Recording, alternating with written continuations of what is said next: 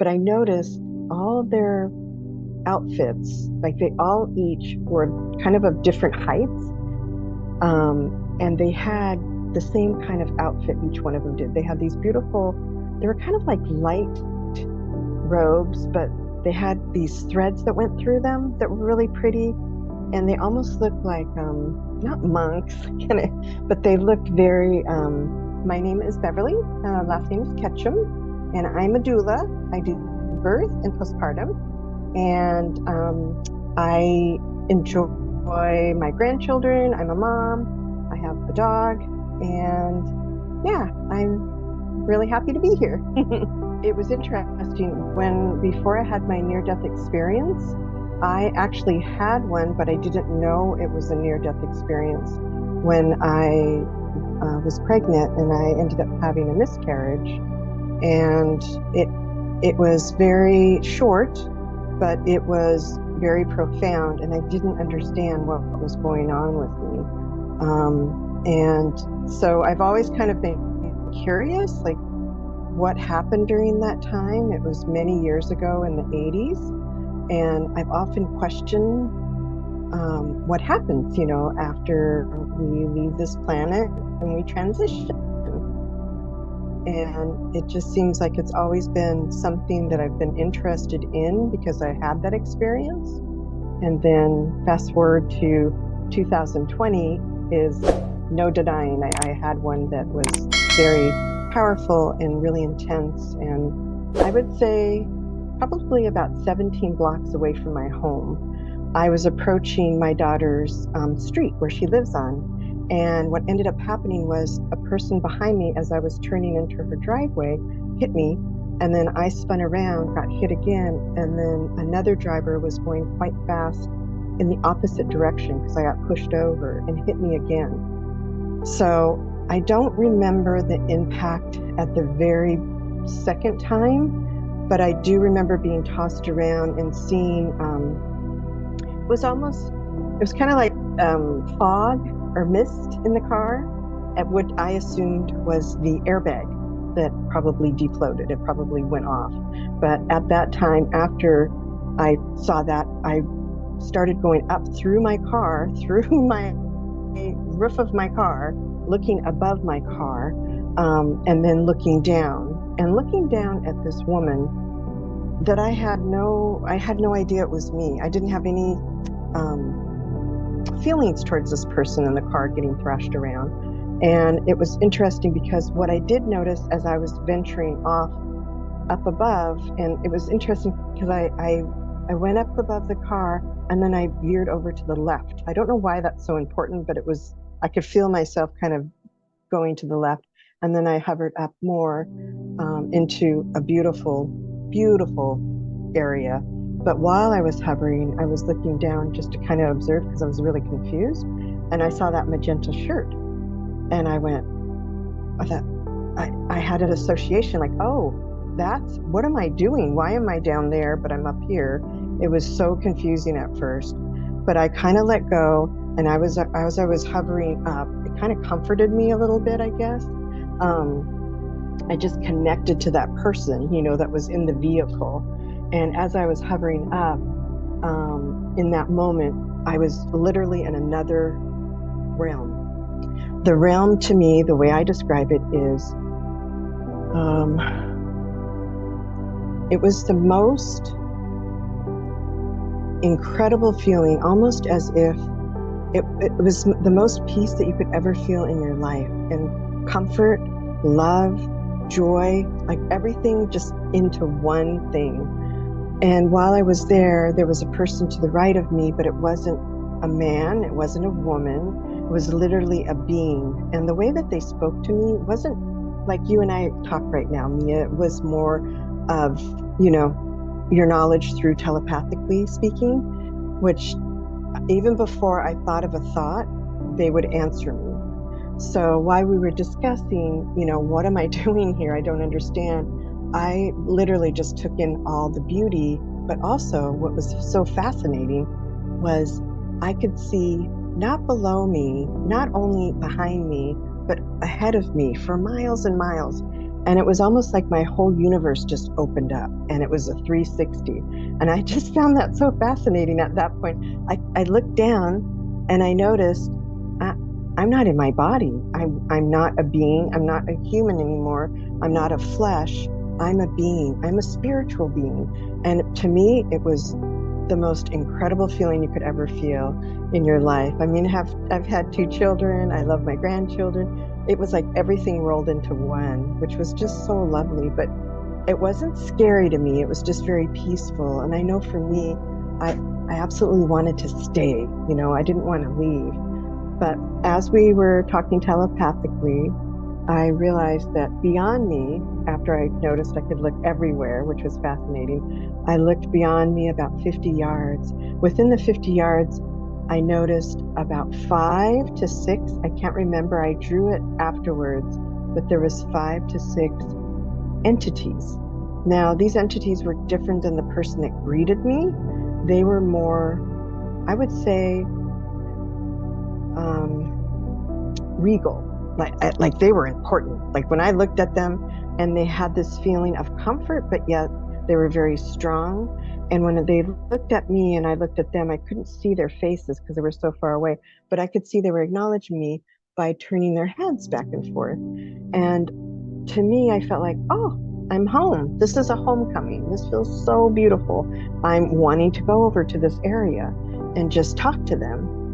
And at that point, I was just observing more because that's kind of what I mostly did because I just took everything in. And as I'm thinking about it right now, describing things to you, I was so fascinated with the concept of just trying to understand the experience. But I noticed all of their outfits, like they all each were kind of different heights. And they had the same kind of outfit each one of them did. They had these beautiful, they were kind of like light robes, but they had these threads that went through them that were really pretty. And they almost looked like, not monks, but they looked very, very important. Like they were some kind of important people. And I don't want to say religious because I'm not religious anymore. I used to be, but they were just very, very important. And they were surrounded by these beams of light behind them and colors, Mia, that you cannot even imagine. Colors that are so deep and they glisten. And it almost, I want to say they talk to you. The colors are just so vibrant. And then beyond that was almost like an orange concept of hues, which was really pretty. But the scenes that I saw were just mostly, I would call it heaven, because it looked like heaven to me, because we just seemed to be floating around in this beautiful realm. And it just was very, very beautiful. But the being that was right to me, we were talking telepathically. We were talking about my family. And at the time, I said, I don't really care to go back to my family, which is kind of, it just doesn't sound very nice, but if you were to experience this, you'd want to stay. It's like you felt like, oh, I am totally home now. I've done my job here on earth. I'm staying. And he wasn't taking no for an answer. He just kept telling me, basically, it's not your time. You need to go back. And as soon as I kind of thought about my family, I remember thinking, okay, this is important. I need to listen to him. But the feeling of not wanting to go and wanting to stay there, as soon as I thought of my family, boom, I was out. And what happened was this time, I ended up going through, like some people, I guess they say they go through a tunnel when they go past their near-death experience. With me, it was the opposite. I went through it was like a water slide. Kids, when they go down water slides, or maybe you've gone down a water slide, but it's all enclosed and you can hear the water rushing when you're going down. That's what I went back down into earth. And when I landed back in my body. And when I went in through my body, I could see, I went through my top of my head and then I went all the way into my body, and it was like a pop. And after that, I was in so much pain, but I could not see. I couldn't see anything. I had blood like in my eyes, obviously, because I had such a head damage. I could hear very slight, almost like you were kind of underwater. And I don't really remember anything other than my daughter kind of shadowy to the left of me, and she just looked horrified. And her hair, I could see kind of hanging over through the light. But behind her was that being again. And that being was so comfortable, even though I couldn't breathe, I couldn't talk because I ended up having so many major injuries. I had a head contusion, I had fractured ribs, I had a heart contusion, all kinds of stuff. I just remember seeing him and comforting me by the way he was looking at that same thing, going like this, and just basically saying, "You're going to be fine, we're with you, you're going to survive this." And I had asked my daughter later, "Who was that man that was behind you?" He wore this really cool shirt that had these beautiful glistening threads of golden material that ran through his. It was like one of those shirts that they wear during certain festivals. And my daughter said, "There was nobody there, Mom. I don't know what you're talking about." So things like that kind of started popping up. But after that, I don't really remember anything because I was so badly injured. They put me in the ambulance. From what my daughter told me, my daughter rode in the ambulance with her. And then we went to our nearest triage center. It's a hospital close by that just helps people that have been in, major accidents. And thank goodness they're there. It's a residence hospital. And I stayed there for quite a while, and then moved on to my main hospital. So yeah. And what was interesting to me is my husband, during the time, apparently when I had the accident, he was downstairs in the garden, and he literally had this vision of me. And he said he had a vision, and this was long after I started recovering, but he had a vision of me having an accident. And he just went, "Oh, that's terrible. Why am I thinking about my wife in an accident?" As soon as he thought that, my other daughter that lives with us had the phone in her hand and said, "You need to talk to Celine. It's about Mom." So he had like, I don't know what you call them, but not near like a death communication. But we're very close. I mean, we've been married for many years, so that was kind of unusual, and I thought that was really unique. So yeah, that's my story. And it's hard for people to understand, but I really believe that we definitely go on from here. And I now do everything I want to do. I'm very happy with my life, more happy now as a older mom and grandma. And it's just different for me. I serve more, in the community. I help more. And yeah, it's just, I know it sounds strange too. I feel like I'm grateful for that experience because it opened my eyes to why we're here on Earth. We're here on Earth to love each other and really support one another and really be kind. So, yeah. So I think for me, some of my abilities, it was interesting. I had to like calm it down. There's a lot of feelings of knowing before stuff happens, which is very interesting. It's really helped me in my job too, because I'm a little more intuitive. I think I've always been intuitive, but even more so now.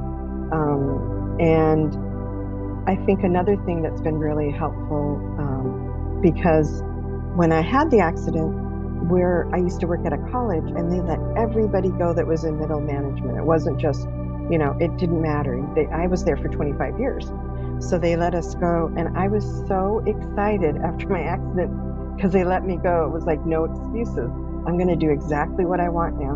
And that's to be a full-time doula. And I've always wanted to be one. And it just made me have more power, in my ability to do my craft. And that's what I've been doing it for so many years. And I just love what I do. So yeah, it's another thing is I'm not afraid. I used to be afraid. I was shy. Like I would never do this. This would be beyond me. So it's helped me just kind of be more confident in myself and know that I'm making good choices and then I can help others. And yeah, so those are some other things that have really helped me through my experience. It's just taught me a lot about myself and to be open to what, life has to offer you, not be afraid.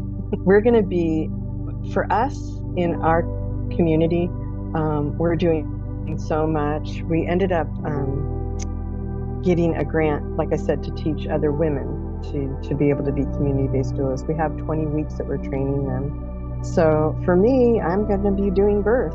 That's my thing. I'm going to be teaching. I'm going to be a mentor for them.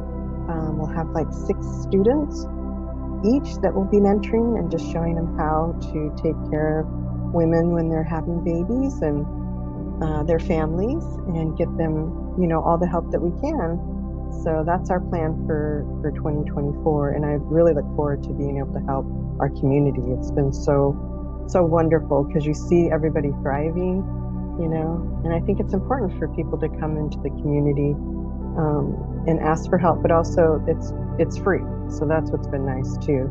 And all these babies that are coming into this world now, if you give them a good start, their consciousness is going to just develop really well, and they're going to be so much better than we are.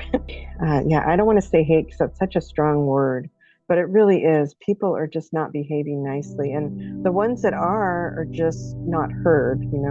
Like there's some senators that are just amazing, and other people are having a tendency to exaggerate and say things that are not appropriate, and it's just not good for our country. And it makes me very sad to be an American. I don't feel very patriotic, and the 4th of July for us here, for me at least, was not.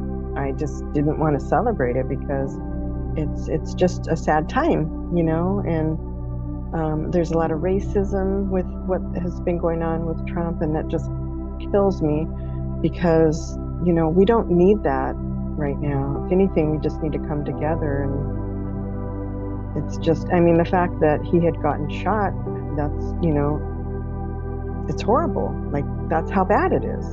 People are trying to assassinate him. So it just hurts my heart is what it does. So, but hopefully, it's going to all work out. Maybe we'll have a woman president. Wouldn't that be cool? that's what my daughters are hoping for. And me too. It would be so different if we had a woman president. It really would be a better world for sure for us. I'm not a religious person at all. I used to be growing up. I was Catholic. Nothing against that. I loved it when I was growing up. Actually, I thought I was going to marry God as a little girl because I went to catechism and I wanted to be a nun. So, but for me, I just believe in the earth, the plants. I'm more, I really like shamanism, and I also love Tibetan and any other, type of faith that just is more about, helping each other and also about, taking care of our planet and things like that. So, but yeah, I don't know. It's pretty hard to say, it really is. And I'm so sorry. It's kind of embarrassing because you'd think we're supposed to be a very, rich country, I guess. And we don't even treat our babies right. We don't treat the moms in the hospitals right. So it just seems like it's been, we're going backwards is how I feel, to be honest with you. I feel like we're really going backwards. Women don't have in some states, they don't have a right to their own bodies, which, is so sad. It's their bodies. So, and then, finding strength in yourself, oneself, through the power of your resilience, whatever it is you do in life, you can really find strength. And believe me, I learned with a year of healing that you really can find strength, and it's very powerful for you. Just healing the power, the healing power of love. That's another thing that's been just amazing for me to learn. And the connection and the importance of living, in the present, like I told you, just always being there and not taking life for granted. So those are all the things, that I've learned, in addition to, you all have a purpose here, Mia. Every single one of you have a purpose here. And you have to find your path, and you will, and it's important to follow it. And also listening to your inner voice while you're doing it is really important too. Yeah, that's what I've learned. I mean, yeah, there's lots of people that suffer, and it's unfortunate. And I I don't know why, other than, that's kind of their path right now. But it in the whole world, there's suffering, which is just horrific. And I I feel like, our human life right now and our existence is we're kind of at a really pivotal moment to help each other and take care of one another, take care of our planet. It's so important, and people are suffering every day. And I know resilience is really important, but sometimes if people suffer so much, you can't. There's things that they just can't do. And for whatever reason, this is what is going on. And yeah, for me, I just find a lot of grace in serving others, because I see it all the time here, and trying to help people in this world. It's just been the hardest, I think, at my age now. It's been very difficult to see so much suffering throughout the whole world. I don't know why. I know that we all have a choice. We're all human, and we make decisions, and we all have choices. But unfortunately, other people, we have consequences too, and other people interfere with that. So yeah, I just know that everybody has a purpose in life, and trying to figure it out is it's always there. They just have to really lead with their heart, and that's kind of what I've been trying to do too.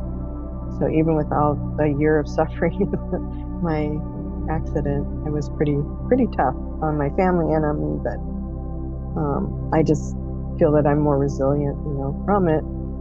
But some people, they just don't have a choice. So I feel like we all are connected.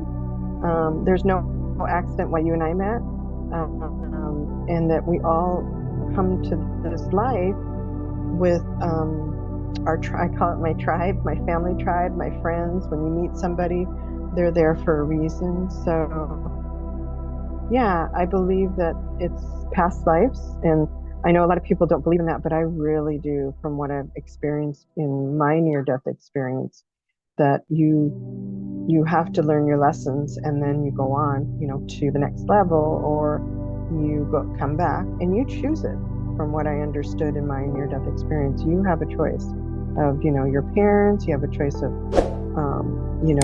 what you're going to do, and who your soulmate is. So yeah, absolutely, I do believe in that for sure. Past lives are something very near to me. I mean, I feel like I've seen my relatives, when I was in the other realm. That's what you like to call it. Not taking life for granted, really making choices that are out of love, because I believe in serving others. That's been the key thing that I came through with my near-death experience, that, we have a purpose, and serving others is very important, especially human life. That's really, really important, and that there is an afterlife. I think you end up going, if you want to call it heaven, or the next realm, or the next, veil, and you end up deciding whether you're going to stay or you're going to come back. And it just keeps going like that. And, I think that our past lives, because there's things that you say that are, what is it, like a deja vu, or the karma part of it, things like that. I really resonate with that. But I feel like you will go on, and you come back, and maybe next time when you come back, maybe you're in a different form, maybe you're male or a female. But yeah, I feel like you kind of transition again, and you just keep doing it until you get on to the next level.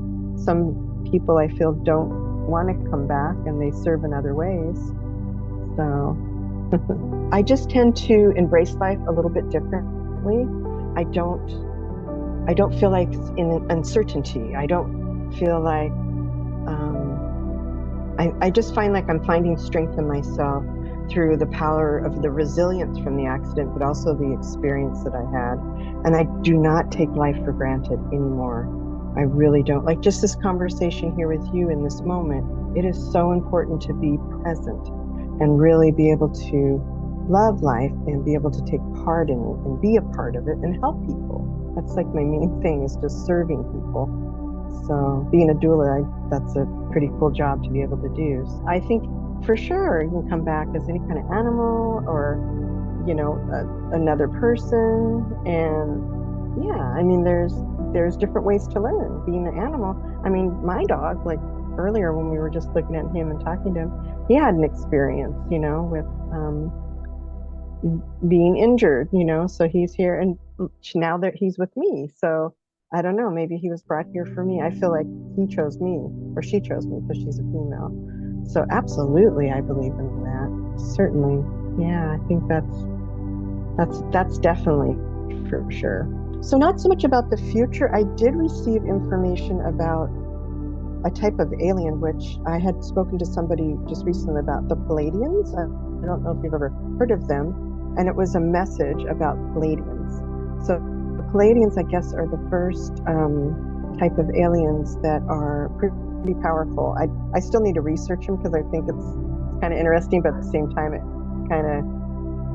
doesn't scare me. It's just, I'm going to get into something else, but that word just kept coming and coming and coming. And it was so interesting. So I had to look into it. I actually had to ask my grandchild because she's really into stuff like that.